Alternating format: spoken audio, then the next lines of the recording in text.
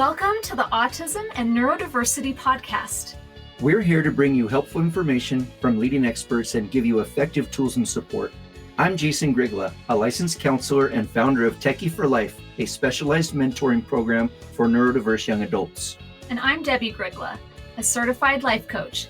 And maybe most importantly, we're also parents to our own atypical young adults. Hello, this is Jason Grigla, and welcome to the Autism and Neurodiversity podcast. Today I'd like to be a little theoretical. Maybe I'm always a little theoretical, but I'm thinking about how to best understand and best describe what it's like to help somebody with autism to develop. And something that I'm constantly trying to explain or describe to others has kind of taken the form of an experience I used to have when I was a scoutmaster long ago.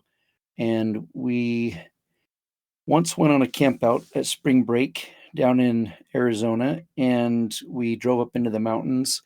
And spring break in Arizona is hot and sunny for the most part down in Phoenix. But we went up and drove up in elevation, ended up hiking down about 2.5, 3 hours into a canyon, and it dumped snow on us so hard out of the blue. None of us were prepared for it. We got to the bottom just as it was getting dark and planning on spending the night there and building a fire to cook stuff on for dinner. And we could not find any dry wood whatsoever. It had rained and then snowed and then melted somewhat and then snowed again. The wood that we did find was wet, and we had some matches and some lighters.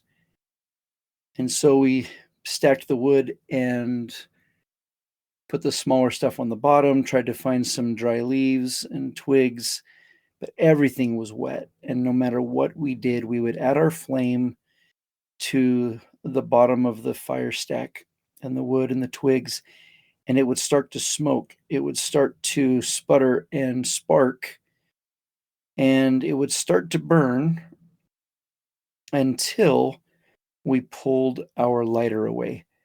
And as soon as we pulled our lighter away, the flames that had started would slowly flicker out and puff into smoke and then stop burning, and the chemical reaction would end, and the wood was so wet that it would not take its own flame. And how many times have I, as a parent or a therapist or a mentor, tried to add my flame to someone I'm trying to mentor, and they're like wet wood, not quite knowing how to burn, how to self-spark, how to stay lit.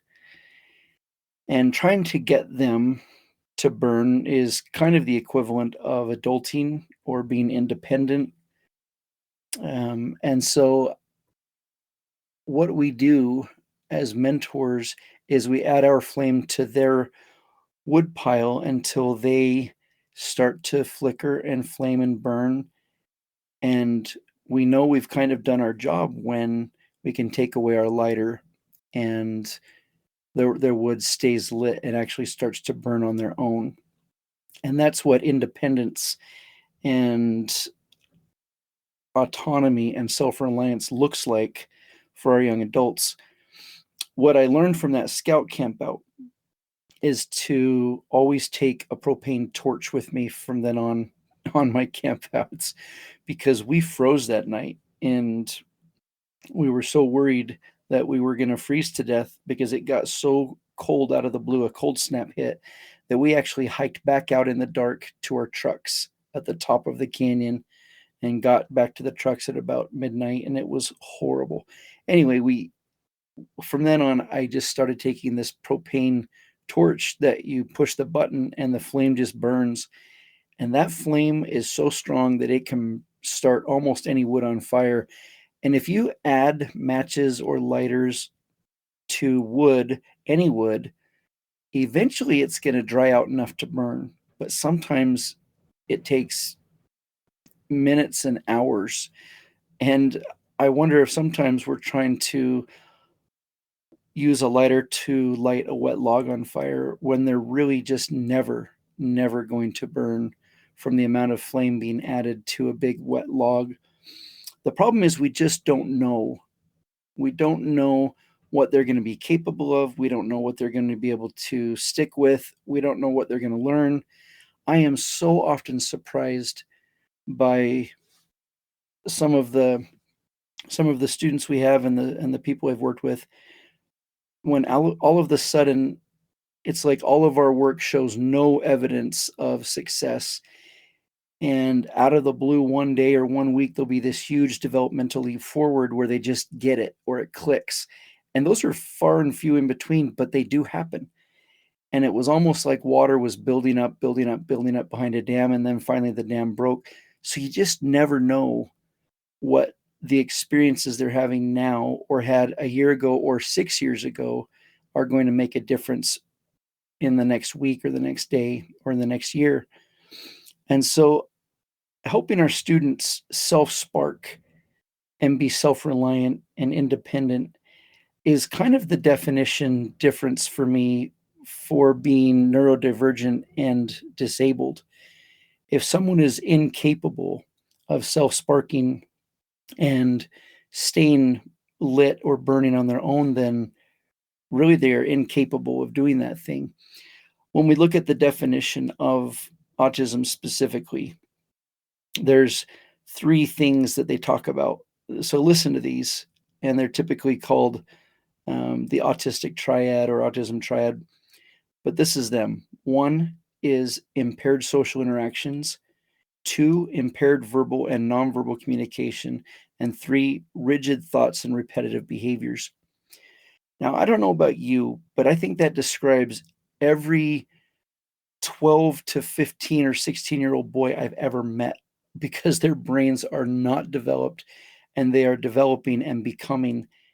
And the reason we don't say that teenage boys are disabled is because we assume and they are likely to develop out of those issues and as their brain becomes more complete and more developed.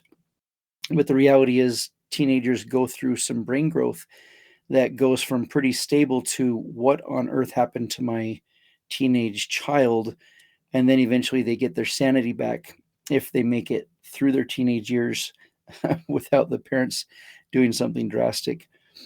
But the difference would be the timeline, and milestones are just comparisons between what we think is typical for meeting a milestone and what isn't. And yet a lot of neurodivergent personalities, they meet milestones earlier in some ways and then later in others. So it's the differences that set them apart. And that doesn't necessarily make those a disability. And I don't know where necessarily to draw the line between disabled or not. I think I think you can actually be autistic and not disabled, but have it rougher than some. Or maybe by law we say yes, all autists or autistics are disabled because they're applying for government support and social security income. I wonder if we would even have diagnoses if it weren't for the need to say who in our communities and societies need extra help and support. I wonder if 200 years ago, the kid or the nephew or the uncle who was just quirky, and today we realize, wow, those guys would have been diagnosed with autism. They were just a part of the family and joined in and did what they could, and they weren't the same as everyone else, but nobody really cared because they did what they could, and people lived on farms for the most part, and that was what it was. So I think I wanted you to understand that if someone who's a young adult specifically or a teenager is trying to become self-sparking, independent, and self-reliant to live their best life, we want to keep adding our flame as long as we can until it does more damage than it does the possibility of good. And one of the downsides to that is we just don't know if we're trying to light a fire that will actually burn at some point, or if we're holding a lighter or a match underneath a big, thick, wet, sodden log that will never burn. I think we kind of get a feeling what they'll be able to do or what they're capable of. And as long as you remember kind of this basic rule that most neurodiverse young adults don't hit their stride until their mid to late 20s, that time is on their side. And that makes it harder for those who are supporting them. But I don't really know where we would say someone's disabled because they took until they were 25 or 27 to be ready for college versus someone that was ready at age 16. And I think some kids are ready for college at 16 or 17, and yet others aren't ready until their mid to late 20s. Do we call them disabled? What do we call the students that are ready early? We don't label them. I think it's really important to not judge the situation as much as just assess what's needed and do what you can. It reminds me a little bit of an ambulance driver or a medic or a firefighter giving CPR to someone who has been electrocuted or drowned. And you just got to wonder, at what point do you stop doing CPR? At some point, a professional has to call it. But those of us who aren't professionals, we are recommended and trained to just keep doing CPR until someone tells us to stop. And the most extreme cases of people coming back from death are way further than most people would assume that they could live. And so if you always go by just what's expected or the standard, you would stop trying CPR long before maybe they could actually come back. So I like the idea of, I know that I did what I could without it destroying myself, my marriage, my other children in the home. I like to know that I did what I could without being resentful, bitter, or hateful, broken. And it's okay to sacrifice and stretch and push. That's different than destroyed. So I think anyone who struggles with a difficult child or client or mentee, that is neurodivergent knows that there's going to be some sacrifices. They might fail out of their first semester at college before they figure it out. They might have to retake a few classes or their driver's test. They might not be ready to drive and drive themselves for a while. Vacations are ruined because of temper tantrums or flat out refusal to go anywhere. And they just will sit there and there's not much you can do about it. So I think those things are normal and they're sacrifices and they're hard. And I think we can roll with those for the most part. But overall, I love the idea that eventually, with enough fire, every stack of wood can start to burn on its own in some ways. And I think that's true. In some ways, everyone can be self-sparking and continue to support their own flames, but it may not be in every area, but it will be in some areas. So that was my message today, is don't get frustrated because the wood is wetter with that specific child or teen or young adult than the typical pile of wood. It's just a matter of, well, are they ever going to burn? And we just don't know until we try. And I don't think that's a problem. It's time to let go of the judgment of timelines, and they should have or could have by now if they had wanted to, and just accept what is. So thanks for listening. Keep up the good work. I think those who have been mentors and added their flames to others to get them burning, they know the joy and the satisfaction of benefiting others' lives, and it is well worth it. And so my hats go off to all of you who are carrying around lighters and even pulling out propane torches when necessary to really get that wood going. Thanks for listening, and we'll talk to you again soon. Thanks for joining us on this episode of Autism and Neurodiversity with Jason and Debbie. If you want to learn more about our work, come visit us at jasondebbie.com. That's JASONDEBBIE.com.